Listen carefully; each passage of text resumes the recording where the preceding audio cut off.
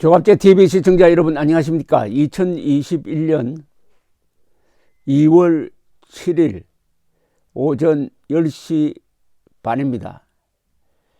이 파퓰리즘이라는 것은 인기 영합주의다라고 번역을 하는데, 사실은 이 다른 말로 이 개념을 규정해야 됩니다.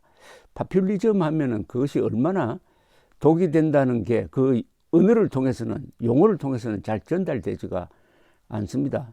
파퓰리즘은 타락입니다. 한 인간을 가장 쉽게 타락시키는 방법이 있다고 합니다.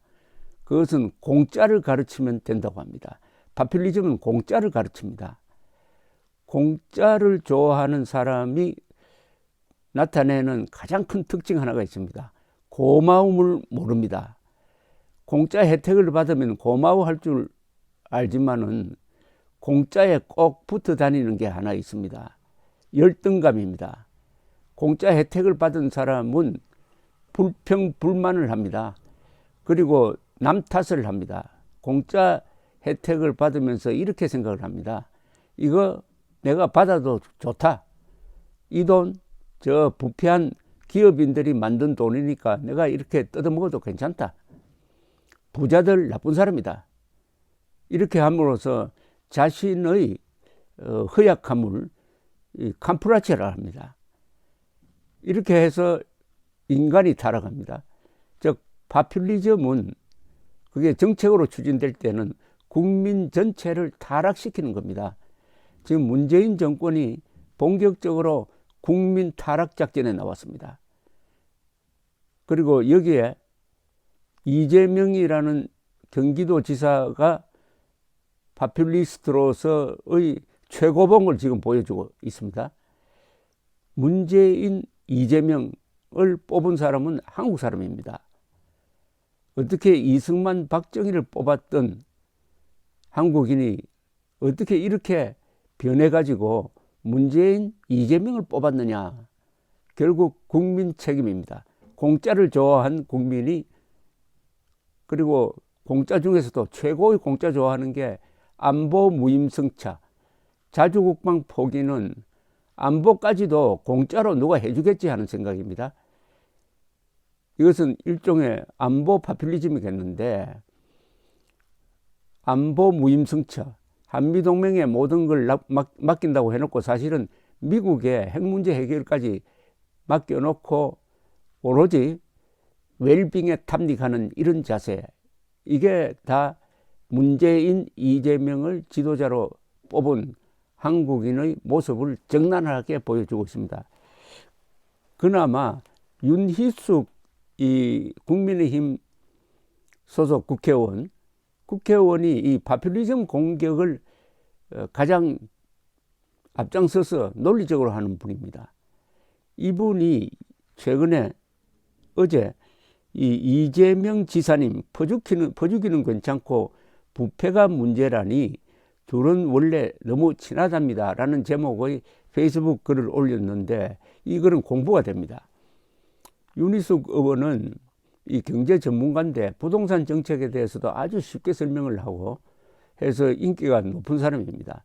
이런 분의 글은 단순한 정치적 공세를 떠나서 상당히 정리된 지식을 심어준다는 점에서 아주 새로운 차원의 지금 정치활동을 하고 있는 분인데 한번 소개를 해드리겠습니다. 이재명 지사께서 내가 퍼주기를 하는 파퓰리스트로 몰리고 있는데 어느 나라도 잘 쓰도록 지원해서 망하는 경우는 없다. 망한 나라들은 부정부패한 나라들이라고 한 것이 화제입니다. 기사를 보건대 파퓰리스트라 불리는 것에 대해서는 심각하게 반응하지 않는 한편, 나라를 망치는 것은 파퓰리즘이 아니라 부패인이 퍼주기 정치를 욕하지 말라는 취지인 듯 합니다. 이건 또 무슨 말씀이신가 싶을 정도로 한 차원 높은 대담한 말씀입니다.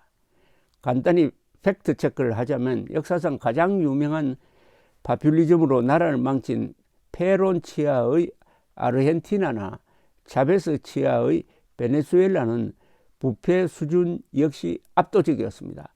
파퓰리즘과 부패가 손잡고 다니는데 파퓰리즘으로 망한 나라가 없고 부패가 문제라는 말은 듣는 사람을 어리둥절하게 만드는 발언입니다.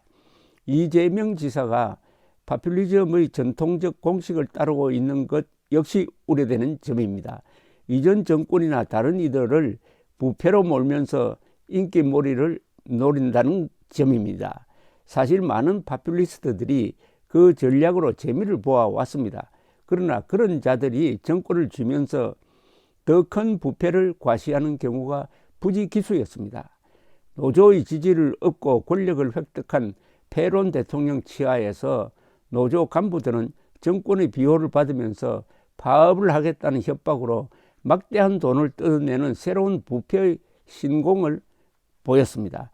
나라의 앞날을 생각하지 않는 것이 포퓰리스트의 본질이니 법과 제도를 무시하고 핵심 척근을 챙기는 것이 뭐 대수겠습니까? 이 대목이 상당히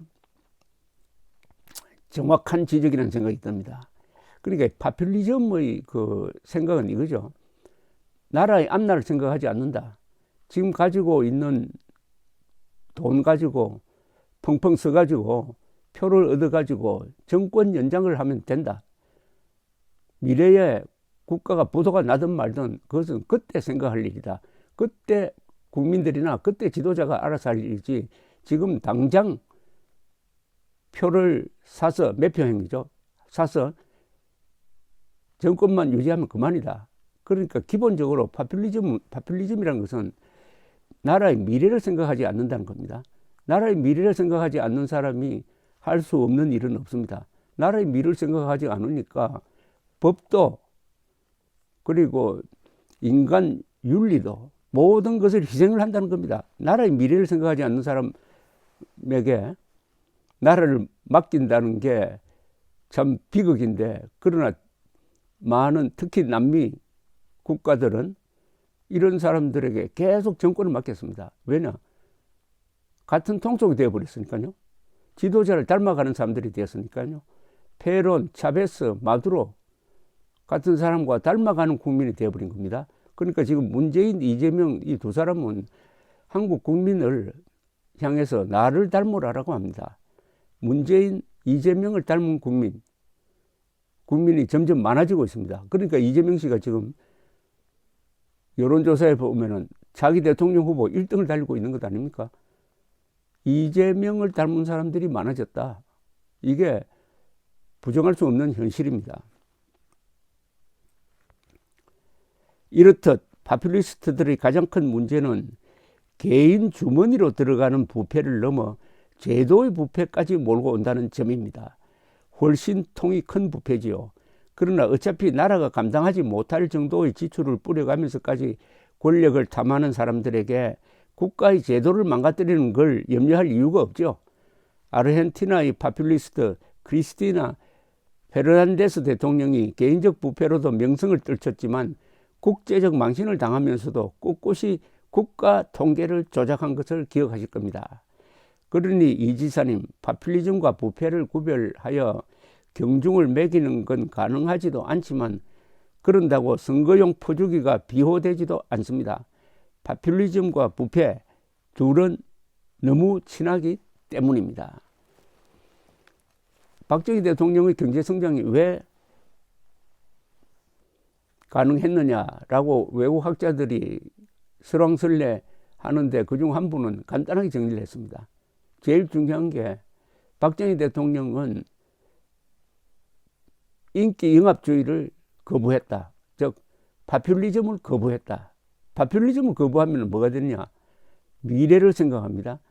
그리고 현실과 사실을 받아들입니다. 실사구시하는 실용정책을 펴니다.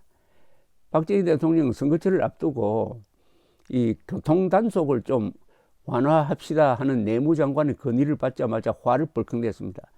내가 선거에 떨어져도 좋으니까 교통단속은 더 강화를 하라라고 딱 지시를 해버립니다. 박정희 대통령이 파퓰리즘 정책을 폈으면은 대한민국은 1인당 국민소득 $3,000를 넘지 못했을 겁니다.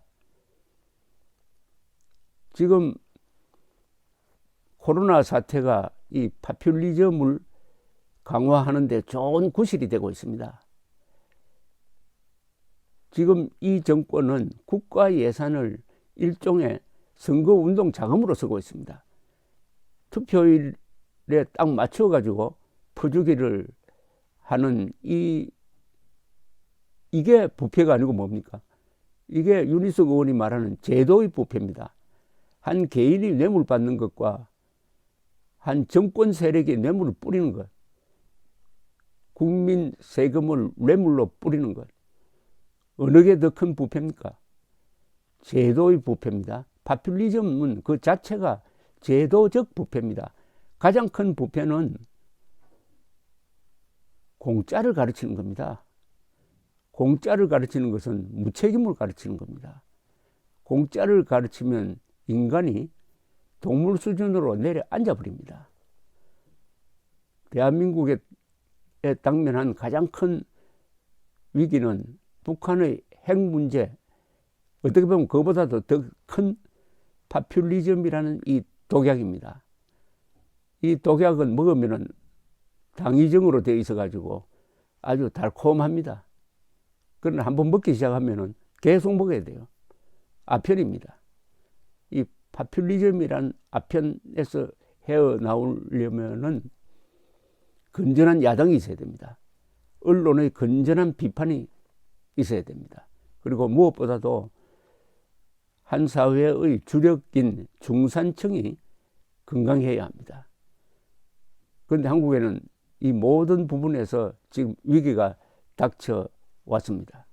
토마스 칼라일이 일찍이 19세기에 걱정했던 대로 가난을 이기는 사람이 100명이라면 풍요를 이기는 사람은 한 사람도 안 된다.